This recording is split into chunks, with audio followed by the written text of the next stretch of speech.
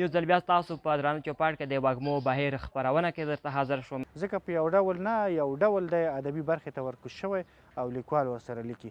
خو په پښتو شاعرۍ کې چې موږ ګورو، پښتو ادب کې چې ګورو، دا لږه ډېره سخته ده چې لیکوال دې شاعر شي. اوس ورځو زموږ د همکارې نجله مایر ریپورټ اورو. د مکتب له فراغت وروسته سمدلاسه د پولیسو لوګو ته لاړ. زه چې ماهر سي دا نو د لوستلو سړی دی، اما د وینا سړی دومره نه دی لکه څومره چې د لوستلو دی.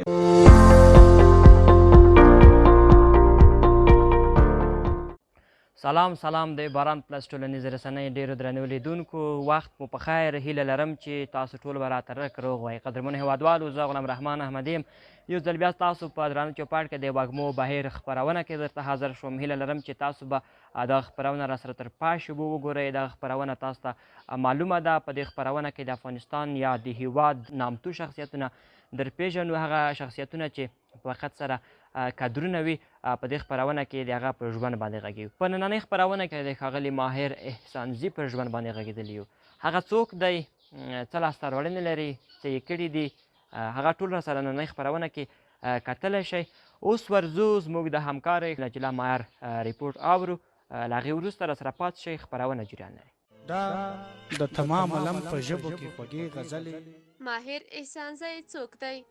ښاغلی ماهر احسانزی د احسان الله زوی چې د ننګرهار ولایت د روداتو ولسوالۍ په حصاره کلي کې د دنیا ته سترګې غړولې دي.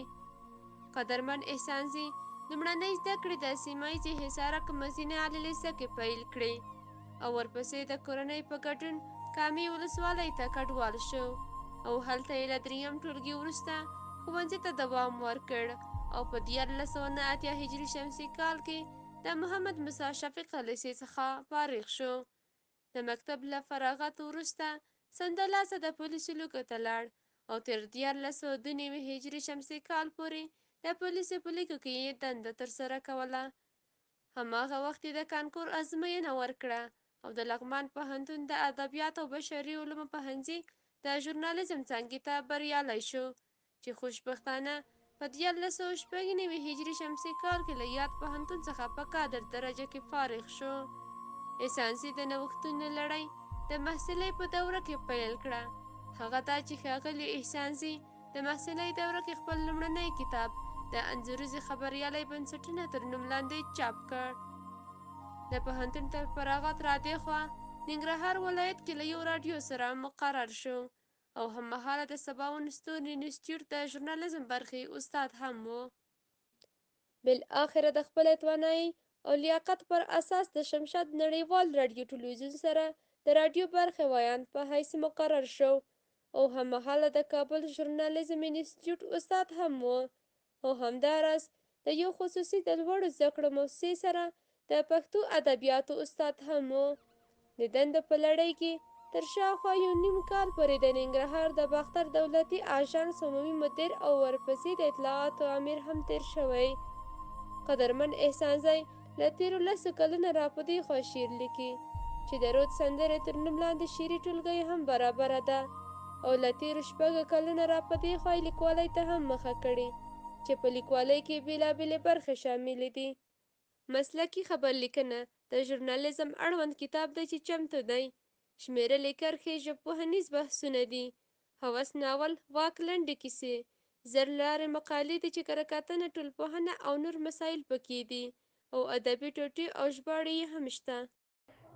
قدرمنو هېوادوالو، تاسو زموږ د همکارې اغلې نجله مایر راپور واورېد. کور دې ودان وي چې د ښاغلي ماهر احسانزي په ژوند باندې خبرې کړې وې. هغه څوک و، څه یې کړي وو، تاسو تر پای شبو واورېد او د ده په اړه معلومات ترلاسه کړل. درنو هېوادوالو، د خپرونې په دې برخه کې هم د ښاغلي ماهر صاحب پر ژوند باندې یو څو غږولي دي. هغه څوک دي تاسو راسره وګورئ. له خپرونې له دې کلیپ وروسته خپرونه جریان لري. انشاءالله چې د ماهر صاحب پر ژوند باندې به لا نور معلومات ترلاسه کړئ. بسم الله الرحمن الرحیم. سلامونه، احترامات ټولو لیدونکو ته. خدای دې وکړي چې ټول به ښه دی. ماهر احسانزی تر هر څه وړاندې یو ښه انسان دی، تعلیم یافته انسان دی او په لنډ وخت کې د خپلې ژبې پښتو لپاره ډېر څه کړي دي. که زه ووایم چې ماهر په پښتو ادب په افغاني کلتور او عنعناتو مین انسان دی، نو مبالغه به مې ځکه نه وي کړې چې دا یې ثابته کړې هم ده. ماهر په کم عمر کې تقریبا شاوخوا څومره چې ماته یاد دي 7 اثار لیکلي دي. شاید زما له راتګ وروسته نور هم لیکلي وي یا چاپ سوي وي یا چاپ سوي نه وي، په هغې اړه زه معلومات ډېر نه لرم. که څه هم تماس کې یو سره ملګرتیا انډیوالي مو اوس هم شته ده، همکاري خو مو پخوا نه سره درلودله. نو په همدغه نه معلومیږي چې یو چا په دومره کم وخت کې 7 اثار لیکلي، نو طبعا دا به د علم له اړخه مالامال انسان وي. دا داسې یو څوک دی چې زما ښه په یاد دی یوه ورځ د ده اتاق ته ورغلم چې کتلې مې د سر ته څو کتابونه پراته ول، شاوخوا 10-12 کتابونه ول. ما ویل دا دې ولې سر ته ایښي دي که نه، یا ولې پراته دي؟ ویل خوشحال وي زه حدي اقل په یو شپه کې یو کتاب وایم که نه دویمه شپه کې خامخا یو کتاب خلاصوم. او ما چې وکتل تقریبا تر ډېره پورې د پښتو ادبیاتو کتابونه ول. نو ځکه دا خبره کوم چې ماهر د علم په ګاڼه باندې یو سمبال انسان دی. دی نو په انډیوالانو مین انسان دی، خدای ډېر کم وخت انډیوالانو ته ورکوي، په دې خاطر باندې چې دی ډېر غواړي چې مطالعه وکړي. کله کله به ما ورته په دفتر کې خندلې، ما ورته ویلي که ستا په ځای زه وای او ستا د علم ما سره وای نو شاید ډېرې پیسې مې ترلاسه کړې وای. یو خبره ده د ولسمشر غني مرکه دغه سقوط وروسته تلویزیوني مرکه چې لومړنۍ مرکه وه، یو خبره یې پکې کړې وه. ما په دې خبره ماهر خفه نه چې خدای دې نه کړي چې خفه سي، او زه پوهېږم زما داسې ښه دوست ده چې اصلا ما نه خفه کېږي.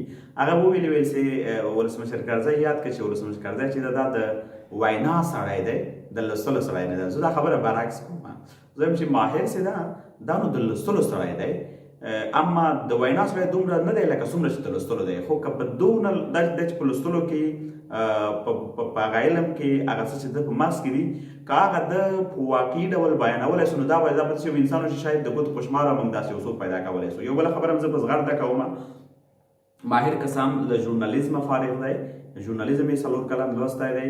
خدای پښتو ادبیاتو کې دومره مطالعه لري، پښتو ادبیاتو باندې دومره پوهېږي چې شاید د پښتو یو ماستر په دومره حد ته پوه نه اوسېږي. د ده به راډیوي مرکې تاسې اورېدلې، له ډېرو لویو استادانو سره یې کړي. هر استاد چې سره مرکه کړې ده وروسته له مرکې درته یادونه کړې ده چې نه ته اصلا تا ژورنالیزم نه دی لوستی، تا پښتو ادبیات لوستي دي، ځکه ته دومره په ادبیاتو پوهېږي او هره موضوع چې مکه ډېر ښه وضاحت پکې لري. وجه همدا وه چې دا ښه مطالعه لري. ښه ماهر په ژوند مین انسان دی، تنده یې تریو وي هر وخت، خو زړه یې داسې نه دی. دی اصله کې ډېر عاجزه، ارامه او داسې خوش طبیعته انسان دی. ډېر شوخ هم دی، شاید هغه ملګرو ته یې د شوخۍ معلومات وي څوک شاوخوا د سره وي، خو که څوک مثلا داسې لرې نه یې پېژني یا مثلا ډېره کمه انډیوالي ورسره لري، نو شاید ماهر یې دونه نه یې مطالعه کړی. دونه شوخ دی چې کله کله همکاران به دومره په تنګ سول چې راوغلو ویل چې موږ ماهر په تنګ کړي یو. یو بله خبره هم وه، یو وخت کې زه د شمشاد راډیو مدیر وم، دی معاون وم. زما همکاران به کله کله راغلل وایي دا ماهر سره موږ ته په غوسه دی. ما هغه په غوسه نه دی، هغه تنده یې دغسې ده. نو زه ماهر ته لا دعاګانې کوم چې الله جل له دې نورې باریاوې هم په ور په نصیب کړي.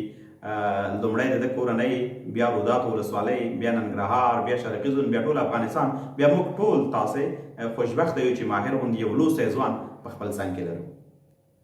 قدرمنو هیوادوالو، اظهار الله خوشحال و، هغه څوک چې تاسو یې له څېرې سره، له غږ سره، له چارو سره اشنا یاستئ. د ښاغلي ماهر صاحب پر ژوند باندې خبرې اترې کړې وې، له ده سره همکار هم پاتې شوی، دوست هم پاتې شوی دی.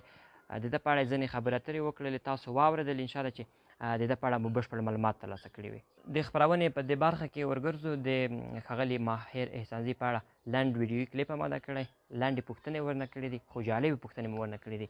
هغه راز تر پای شیبو واورئ، او هغه کسان چې تاسو غواړئ موږ سره زموږ په خپرونه کې، البته زموږ خپرونه کې درته معرفي کړو، کولی شئ موږ ته په کومنټ کې پرېږدئ یا زموږ سره په وټساپ شمېره باندې اړیکه ونیسئ. ورځو لنډ ویډیو کلیپ مو اماده کړی، هغه تر پای شیبو راسره وګورئ، بیا هم ماتې وکړئ. د شاعر او لیکوال مسلکونه سره بیل دي. زموږ په ژبه کې کله کله داسې هم کېدلی شي چې یو سړی هم شاعر وي هم لیکوال وي. مثلا حمزه بابا دی ښه سفر لیکوال هم و، یو لیک به یې لیکه، خو ښه شاعر هم و. ځینې داسې هم وي چې یوازې شاعران وي. مثلا زموږ ملنګ جان یوازې شاعر و، لیکوال نه و. کله کله یو سړی یوازې لیکوال وي. استاد آصف صمیم لیکوال دی، خو لا تر اوسه پورې شاعري ثابته نه ده. یو نیم به یې لیکلی، خو د ډېری خلک په لیکوال باندې پېژني. بناً لیکوالي او شاعري دوه سره جلا مسلکونه دي، د دوی تیوري هم سره بیله ده، د دواړو هغه اصول او معیارونه هم سره بیل دي. په پښتو ژبه کې تر ډیره پورې کله چې یو څوک شاعر شي لیکوالي ورسره حتمي کیدلی شي. یو څوک که شاعر وي ځان سره لیکوال لیکي، معنا دا چې حتمي د یو چا بیوګرافي لیکلي، حتمي د یو چا خاطره لیکلي، نو بنا پر همدې هغه ځان ته لیکوال وي. ځکه په یو ډول نه یو ډول دی ادبي برخې ته ورکوز شوی او لیکوال ورسره لیکي. خو په پښتو شاعرۍ کې چې موږ ګورو، پښتو ادب کې چې ګورو، دا لږه ډیره سخته ده چې لیکوال دې شاعر شي. یا ډیر لیکوالان زموږ په ډیره کمې فیصدۍ سره شاعران شوي، ولې ډیر شاعران موږ یا په سلو کې 95% زموږ شاعران بیا لیکوال شوي دي او لیکوالان یې ګڼلی شو. هغه خلک چې په شاعرۍ کې د نشهیي توکو یادونه کوي، د نشهیي توکو یادونه په ټوله کې یوه کلمه ده، هره د نشهیي توکو هر نوم چې دی، هره اصطلاح چې ده، نو موږ د شاعرۍ لپاره داسې نه لرو چې دغه کلمه شاعرانه ده او دا شاعرانه نه ده. بنان ولې په پښتو ژبه کې په سنتي ټولنه کې زموږ غوندې په عقیدتي ټولنه کې نشې ته تشویق، نشې لپاره کمپاین او لابي دا مهمه نه ده چې وشي، ځکه زموږ ټولنه دې ته اړتیا نه لري چې څوک دې په نشه روږدی شي.